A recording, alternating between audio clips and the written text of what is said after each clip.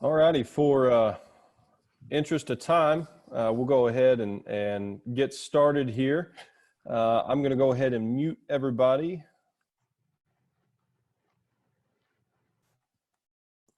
Except for our presenters.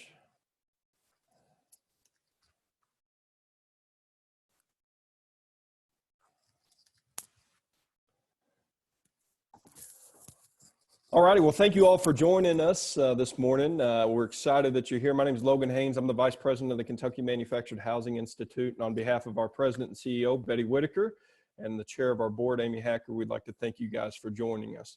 So we've had this conversation, obviously, for the past few weeks of what is COVID-19, how is it going to impact our industry today?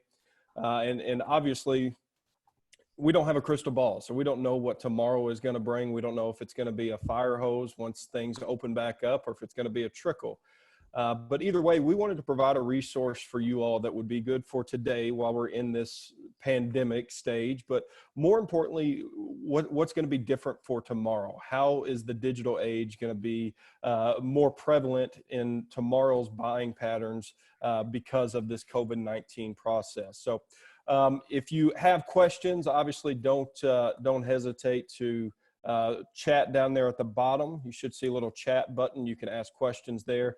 I've compiled several of your all's questions that you sent in your registration, so we'll make sure to ask those, and then also you can email me here as well if you have any questions. So with that, our presenters, first is Rick Robinson from manufacturedhomes.com. Rick has been in the industry for a long time and has a wealth of knowledge, and manufacturedhomes.com is just a fantastic resource for content creation and all the things that Rick is going to be talking about. And of course, Rick is a KMHI member as well. Additionally is David Finney. David is with BILD Media, which is a online resource for all things marketing and digital content. And so both of these gentlemen are going to be discussing ways that you can help grow your business and ultimately sell more homes. So with that, Rick, I'm going to turn it over to you, sir. Well, thank you very much, Logan, and thanks especially to KMHI and to everybody that joined today. I think it's interesting, and it's a great topic for KMHI to take up, because what we're looking at here is everyone is joining this seminar today because of COVID, because we've been quarantined, because we've had social distancing orders. How are we supposed to do that? But the fact of the matter is, the industry has been slowly changing on how the image of your business is going to be created. And I think what is happening is that this COVID process, this COVID epidemic is putting us in a situation where it is accelerating very, very quickly. And your image used to be made by the billboard that you had down the street, by the ad that you put in the newspaper. That's not how it's going to be made anymore. It's going to be made right here on the internet.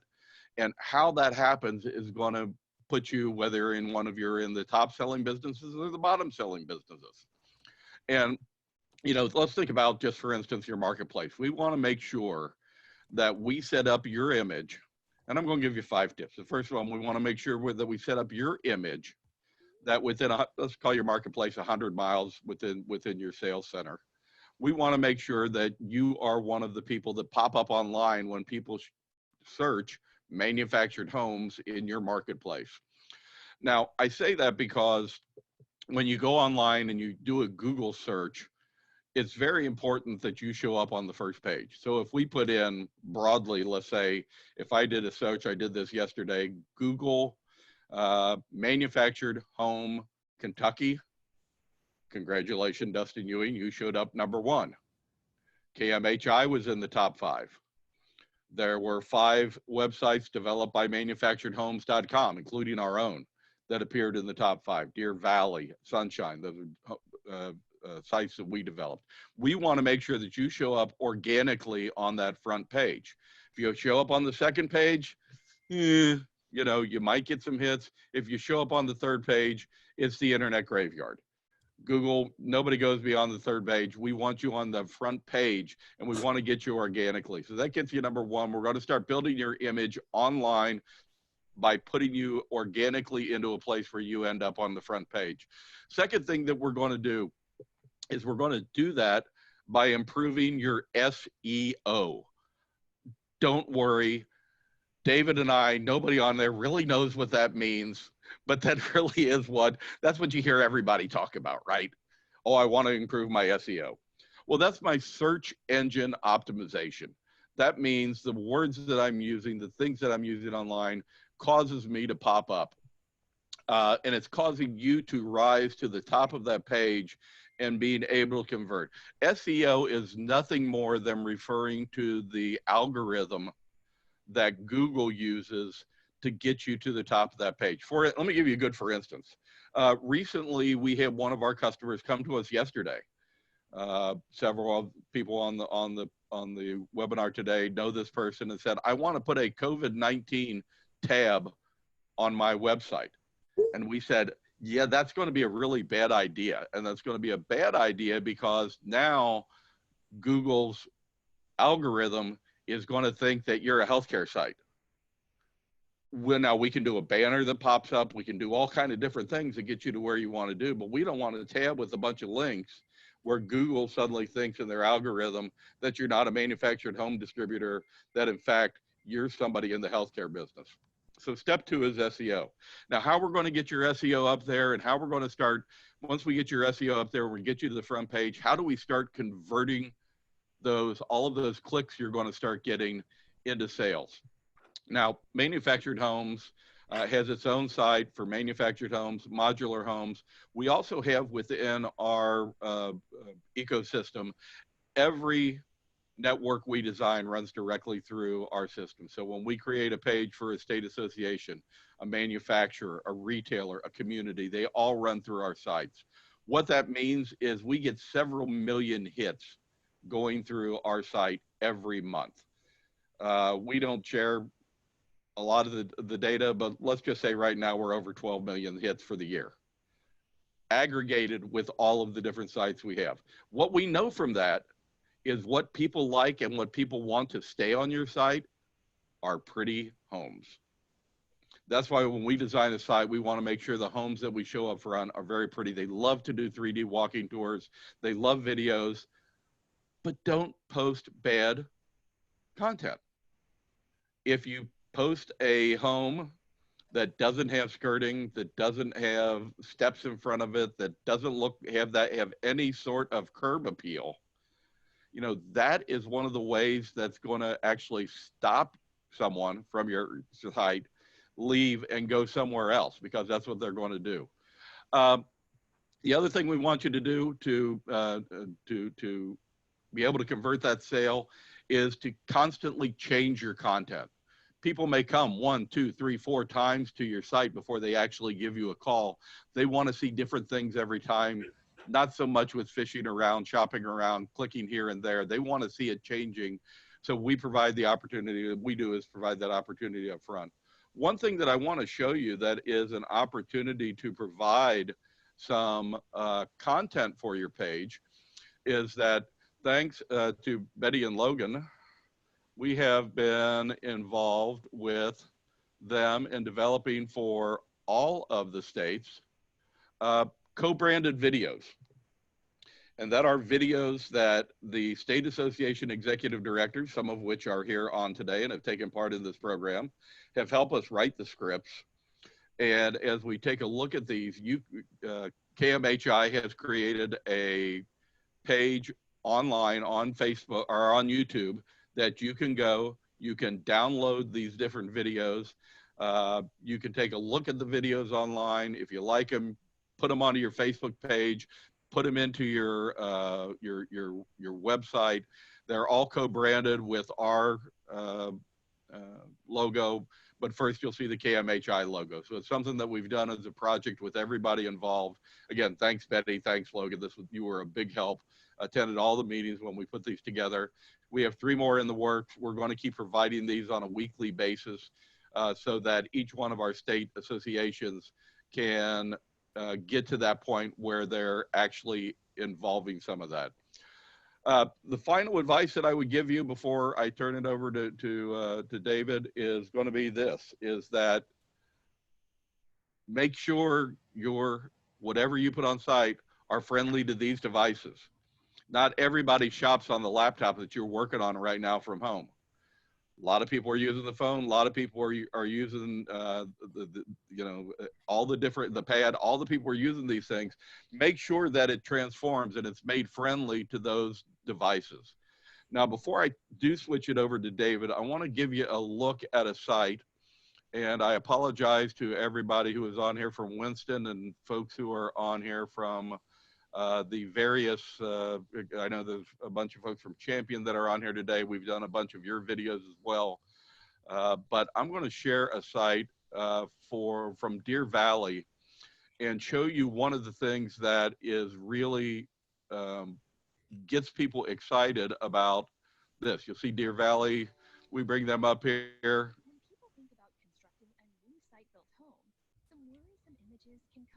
And that's coming off the old site. Let me.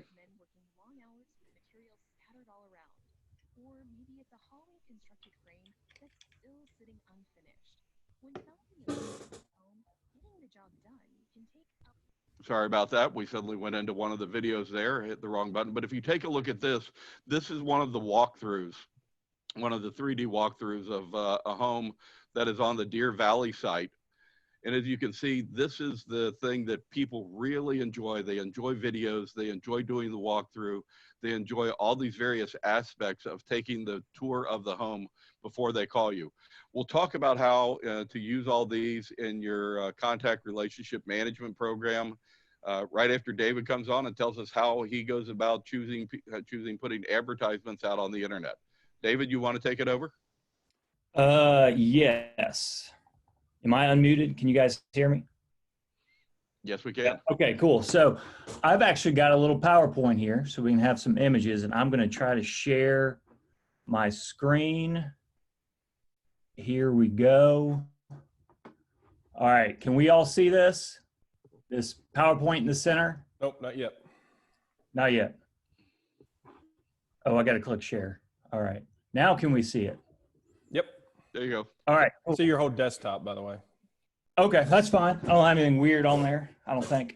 Okay, so I'm just going to blow this up so I can keep seeing everything, and we'll keep these over here on the left. So this presentation is going to be about 10 minutes. It's usually 1 to 2 hours when I've done this at different meetings and stuff. So you're getting like the super condensed Cliff Notes version.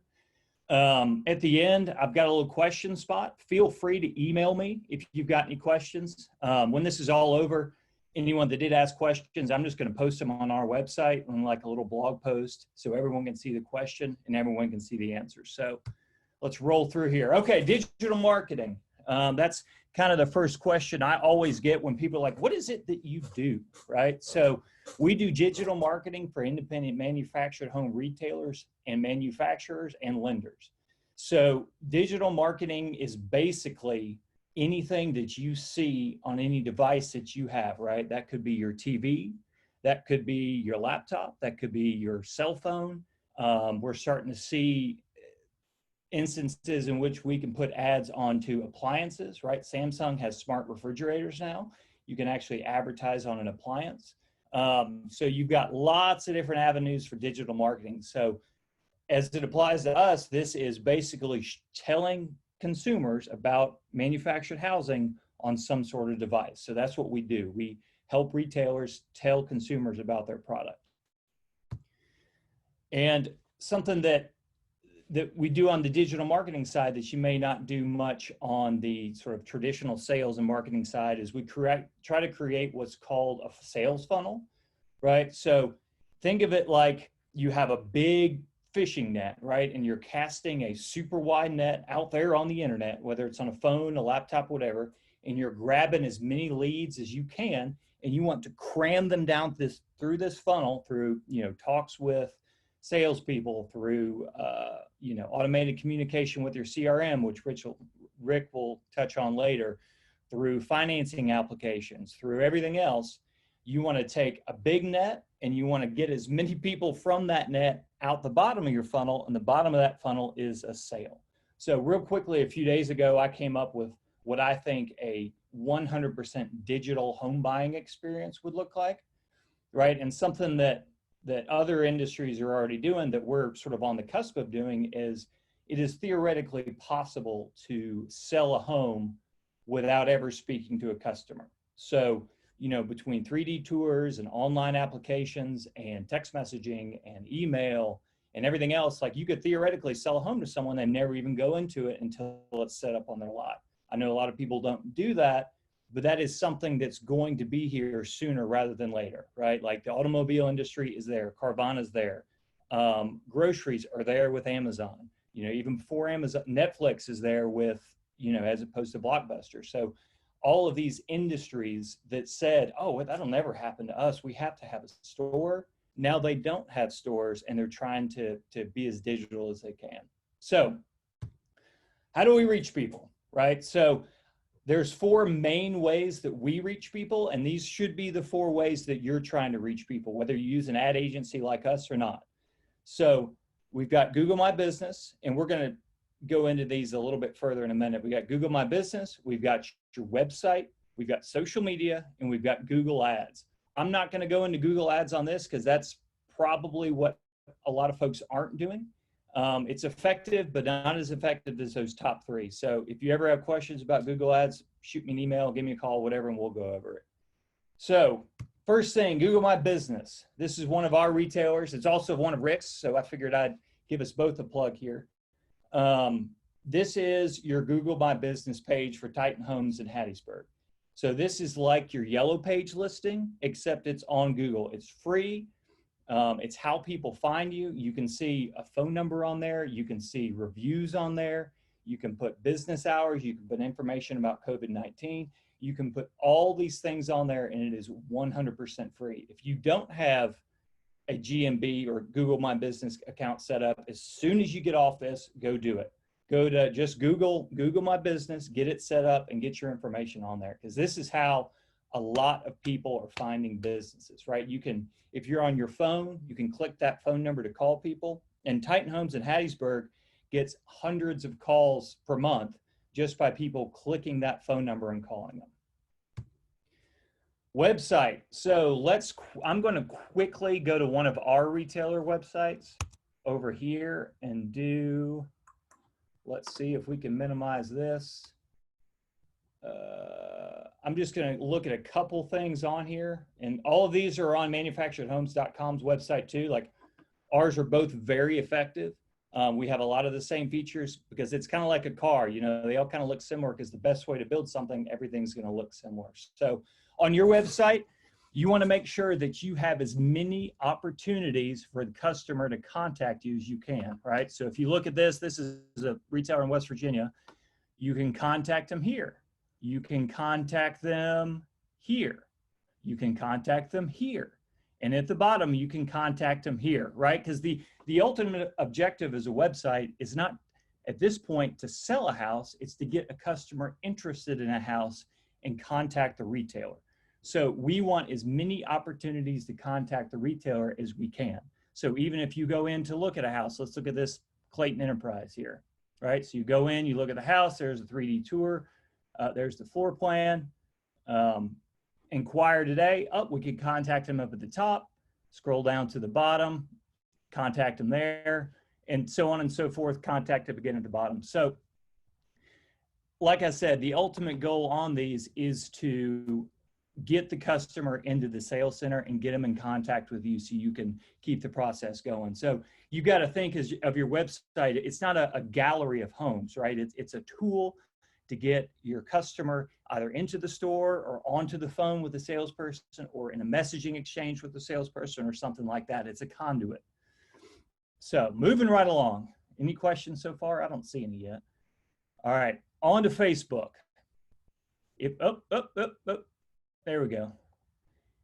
If you are not on Facebook, that is what you need to do today right after you get on Google My Business. Get on there, sign up for a free account, create your business profile. That graph on the left, that is how many people we have on Facebook. Logan, please text me if I'm running short on time here too. I'm trying to go fast. That is how many people worldwide are on Facebook. It's 250 billion and climbing. I mean, excuse me, 2.5 billion and climbing. That line is not changing. It's been going up for years. It's going to keep going up. And Facebook is effective because they know everything about everyone, hence that little graphic there on the right. Right here, this is the aggregate report from all of the retailers we work with people that follow and engage with their page, right? So this is hundreds of thousands of followers across the country that like to look at manufactured housing. And what you can see is that it is predominantly 25 to 34, and it is predominantly female. So as you're posting on your Facebook account, or you're making ads, or you're doing whatever, make sure that is your audience in mind, right? And I would bet that those guys on there are probably following because their wife told them to go follow this page. So your audience is going to be female. So you want to think about your female buyers, think about what they like, what pictures do they like, what features do they like, and make sure you feature that on your social media profiles. Here is a post. So I'm going to quickly go through. This is a post that we ran for a retailer down in Mississippi. It performed very, very, very well. And it's kind of a formula that we use that works really well. So first, you want to disrupt their news feed. You can see that, right? People are scrolling through fast. They're seeing a lot of stuff. So you want to do something that disrupts that. That's the explosions and the question marks and the whatever. You want to stop them, make them look. You want to call them out. Are you ready for an incredible Fleetwood home, right? So they, well, maybe I am. That's me. They're talking to me. They want to read this. Use emojis, right? So they may look childish. They may look kind of silly, but whenever we split test ads or posts or anything else, if they've got emojis, they always outperform those that don't have them. So then you want to give some details on the house. You can see that there. Good photos. Rick touched on that, right? This is a Fleetwood, I don't know, it's like a Canyon Lake or something like that. I don't know. The Fleetwood reps will know, but these are very good photos. They look good. The lighting is good. The decor is good. Like, this looks like a house that someone would want to live in. And then finally, you want to tell the user what to do. That's called a call to action, right? Don't just leave it there and say, look at my pretty house. You want to say, contact us, message us, go to our website, give us a call, tell them to do something so that user knows what to do next. Okay, now spending wise, right? I saw this question come up, so I figured I'd address it here. Lots of folks say, how much should I spend on advertising? Chances are, if you're in the manufactured housing industry, you should spend more than you are now, right? We are being outspent by pretty much every other industry where our consumers are shopping. That's Amazon, that's Toyota, that's GM, that's Walt Disney, you know, Marvel movies, that's Procter & Gamble, AT&T, Comcast, which is Xfinity. So, you know, as an industry, we should be spending about $350 million a year in advertising. That's based on a percentage of our retail sales comparative to other industries similar to ours. So just bear that in mind. I mean, a good estimate would maybe like 5 to 10% of your budget at a minimum should be spent on advertising. That's either with an ad agency, that's doing it on your own, that's using, you know, maybe your manufacturer has some resources for you, but you've got to spend money on digital advertising, because if you don't, no one will know about you, right? You're not just competing with the retailer down the street. So the internet is a huge, think of it like a huge mall, right? And if you're only spending pennies compared to what your competitors or even non-competitors, your Amazon, your Ford, people aren't going to spend their money with you. They're going to go buy a new truck instead of buying a new home. So it's a free-for-all out there, and you've got to spend the money to get your name at the top of the list.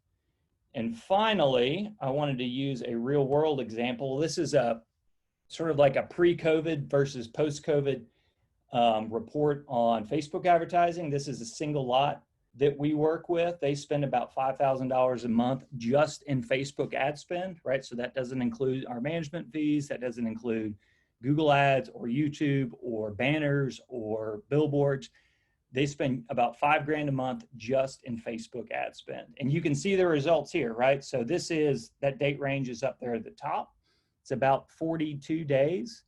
So over those 42 days, they spent $7,000. They got 2.7 million people, or excuse me, 2.7 million impressions, which is how many times the ad was seen, right? That's going to be fewer than 2.7 million people, because some people see it more than once.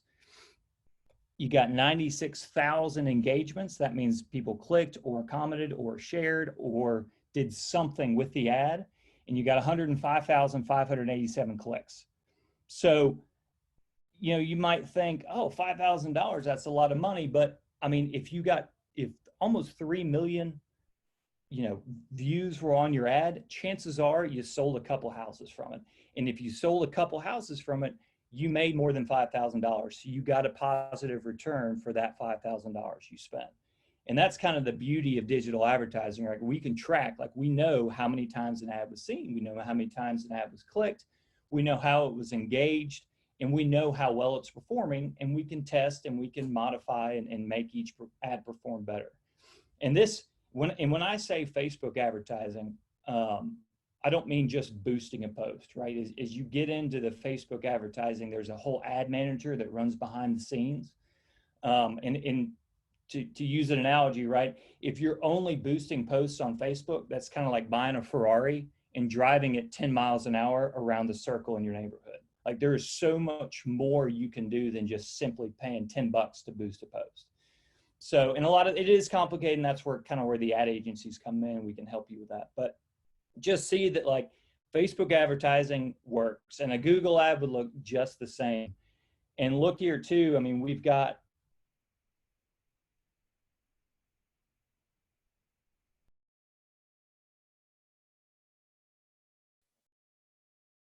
impressions are up, they've almost doubled, right? Clicks are up by a third, engagements are up by a third. And you see that CPM, CPE, and CPC, that's basically measuring how much each engagement, each click costs. So you want that number to go down because that means each click is cheaper, and you want the total number, like the impressions, to go up. And those numbers are dramatic like that because everyone's getting on Facebook, right? Everyone wants to see about COVID. Everyone wants to learn about the coronavirus. Everyone wants to argue with their friends about, you know, businesses opening up and everything else. So you got more people on Facebook, and you've got fewer brands advertising on Facebook because your restaurants, your bars, your gyms, they're all shut down. So Facebook has a lot of real estate where they can place ads. So you've got more people on and less people advertising, and it's created like a perfect storm for brands to get on social media and advertise. So I think I may have gone over my 10 minutes. If anyone's got any questions, I'm gonna go to my next slide here. Email them to me. You can ask a question about anything you want. I don't care. I'll answer. I'll give you a call if you want me to give you a call. We'll have someone give you a call. And when I've got all the questions in, we'll put a blog post on our website with all the questions I got. And you can see all the questions and all the answers, and we'll email that out to everyone. So that's all I got. We'll kick it back to Rick for some CRM stuff. Thanks very much, David. You get to go a little bit over because you used one of our customers that we use in that. So we give you a couple of minutes. Although I got to tell you, I'm looking down. I'm a little worried here. Amy Hacker looks like she's at the beach. Amy, are you socially distant from everybody else? Can I take my mask off? Yeah. Sure. Would you step back just a little bit? You're kind of close. Okay. Hey, I've got Lyme with Verona. Okay. You drank your Lysol this morning to make sure you're okay. I can put the mask away. Sure. I got Lyme with Verona. All right. Well, we want to get into just a minute the CRM idea of social. When we get to this, one of the things that we have is CRM is the customer relationship management, and customer relationship management is what happens when that person actually comes to your website and makes that first call to you. Now, that's why everybody's here today, is because what happens when we get to the point that we actually take a look at the happening, because everything's happening different in COVID right now. And I know we have several of the questions that refer to how to use CRM or how to get back in touch with the customer during this time of COVID and quarantining and social distancing. The one thing that I want to point out here is that first off is that we actually include in all of the websites that we build, everything that we do for all of our retailers comes with a CRM site where you can actually track your phone calls, track your follow-up with customers to the point that you get them to the door and make the sale, and all the different things you have to do all the way. That's one of the backside things we have on our websites that we build. I think what's important though to think about is, in this time of COVID, is what actually happens now. Because you have somebody calling you and you're saying they want to see this model or that model, and what we're finding are people using some very, very unique ideas to go through and do that. I know Don Sharp asked about how do you get somebody to the lot in these days. We have a customer who is knocking it through just out of the ballpark by going through, taking people into their website, taking them on not only a tour of the home that they happen to have seen on the site, but knowing that this person might be in this particular range of prices. Say, oh, by the way, you want to take a walk through this one, you want to take a walk through that one. Going to the compare and contrast on prices for loan values, what loan payments are going to be, what everything is going to happen, and getting them all the way to the point of now the walkthrough. So they've been doing a lot of work from home and a lot of work social distancing until they finally then schedule a particular appointment for a social distancing walkthrough. And what they're offering is gloves, footies, masks for when they walk through, calling it a no-touch walkthrough. They don't want you, if you're going to open the door with gloves to the refrigerator, you're going to open the doors to the bedrooms with gloves on. Those things are going to happen, and that's how they're handling those particular situations. We have one customer of ours that is doing a really cool promotion, is that they're shutting down for a weekend. Now, they're sending this out to all their customers, everybody else. They're having a VIP event. You have to schedule a time to come into that VIP event. You have to do some work in advance for that VIP event. You have to show which model you're going to want to look at. They're offering a whole bunch of specials on homes that they're selling. Those are the types of things that I think people are doing right now. If you can get people onto your site, looking at those homes, looking at those 3Ds, looking at those videos, you can start scheduling socially distant, scheduled appointments to go in and complete that sale. That's how we're going to work on converting those over to that. Other CRM stuff, again, I'm going to mention my colleague, Scott Stroud. Scott's available at scott@modularhomes.com. If you want to talk to Scott, he lives down in Fishing Creek down in Cumberland. He'd be somebody who'd be glad to take you through the CRM process and how it could work for you in your particular sales center. I do want to make sure that we have plenty of time for questions, so I'll throw it back to Logan. Logan, other than the COVID online search, do we have any other questions going here? So none that have come up in the chat box. So those of you that are online still, looks like we've got a little over 40. If you have any questions for Rick or for David, make sure you post it in that chat box. But just looking at some of the ones that came in prior to this starting, how can loan closings be done without customers coming into our office face to face? And just so you all know what we're in the process of doing, and David, if you want to just give a little bit of a sprinkle on this, just because of your background, feel free. But what we're doing at KMHI, we're developing a follow-up webinar specifically geared to the online and digital financing piece. We're hoping to launch that in the next week or two. So make sure you keep your inbox available and looking for that. So David, do you have anything you want to add in there at all? Hang on, let me unmute you. Can you hear me now? Yep. Okay. Yeah, no, I mean, there's technology out there, and site built lenders, sort of the big site built lenders are already doing it. You can e-sign everything, right? And you can also do wet signatures. There's different apps out there. There's some where they'll record you with your device signing something, and you can use that. There's mobile notaries that can come to your house and watch you sign and film you sign. So, it's like I touched on mine, like theoretically there's no reason that a customer would ever have to come to the sales center or to close a loan. A lot of that's going to be up to our lenders, and the technology is there.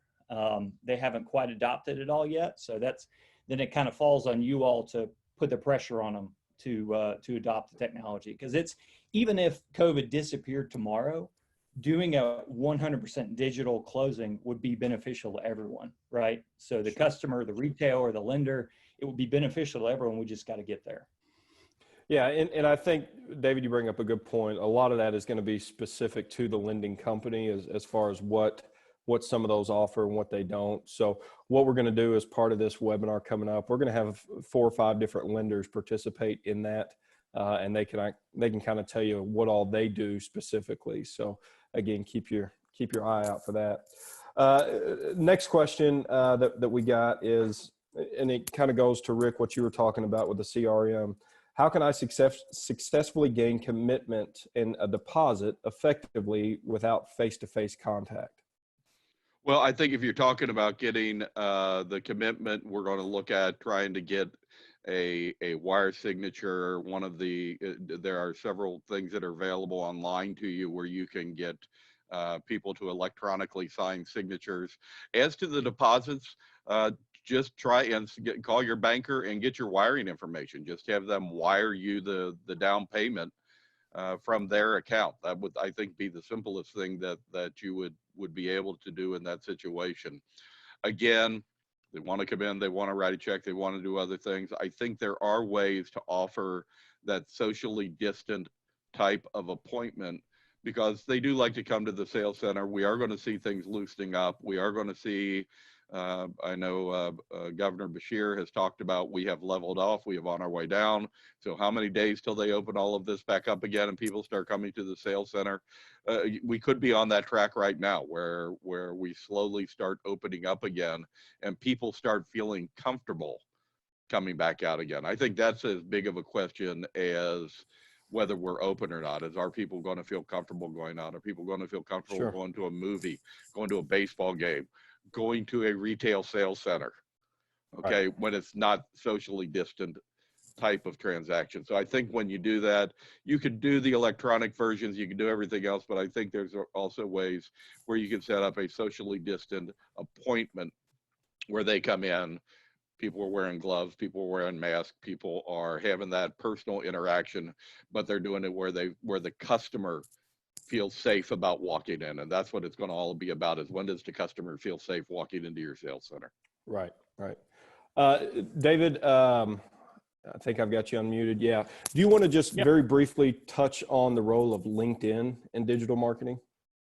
Sure. So LinkedIn, I saw that question over there. LinkedIn is a very B2B resource. That a lot, you do a lot of networking on LinkedIn. You see a lot of, sort of high profile companies advertising on LinkedIn. If you're a B2B company, I would definitely say you should advertise on there. If you're B2C, like a housing retailer, you'd have to really look at your demographics, right? So if you're in, Southern California and you're selling $200,000 houses, it may be beneficial to advertise on LinkedIn. If you're in rural West Virginia in the coal fields, it may not be as beneficial to advertise on LinkedIn. I don't know who's on the page, but insurance agencies, manufacturers, suppliers, wholesale lenders, that would all be a good place to do like B2B ads on LinkedIn. It doesn't have nearly the robust platform that like Facebook and Google do, but you can definitely get your ads in front of the right people on LinkedIn. Okay. And David, sticking with you, someone's offering about you offering a Google Ads webinar specific to manufactured homes. I don't know if that's something that you want to try to launch. I'm down with anything. So kind of our mantra here is information is free. Like people call me and ask questions. How does my Facebook ad look? How does my Google ad work? And we give away information for free. If you go to our website, there's all sorts of resources for manufactured housing, like how to post on Facebook, how to create a Google account, how to do all that stuff. So I don't think that would be a problem at all. And if it's beneficial, I mean, yeah, I'm down for it. If an association wants to put it on, that's fine. Like I'd love to. I'd love to do webinar for everything. So, Sure. yeah, no, any.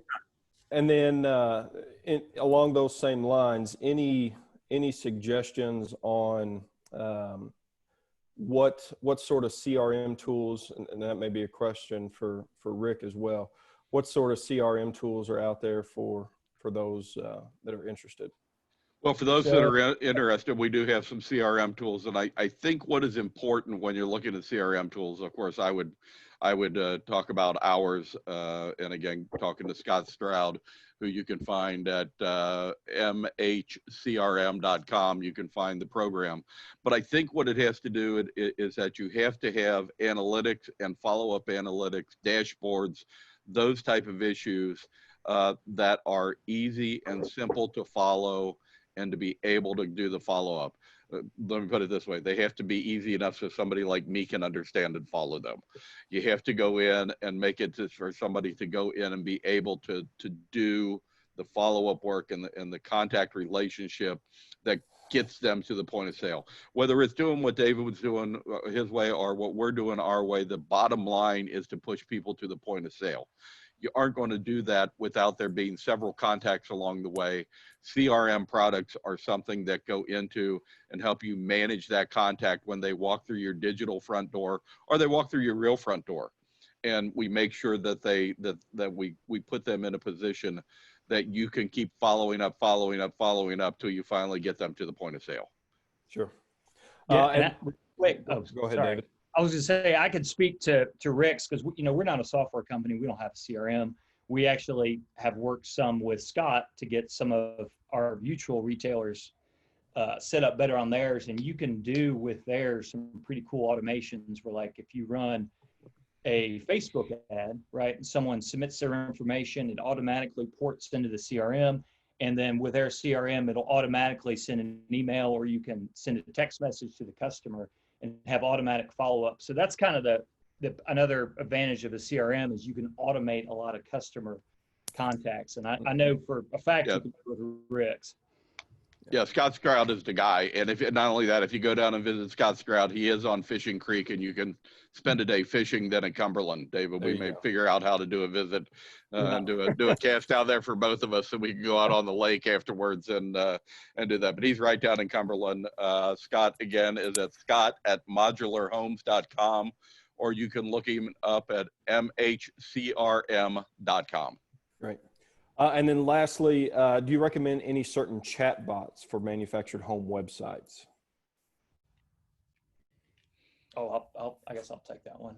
You take that one. We don't use chat box. We use a contact page because we want that contact coming in and then sent to somebody so that it can be tracked in CRM. So I'll turn that over to you, David. We don't use chat boxes.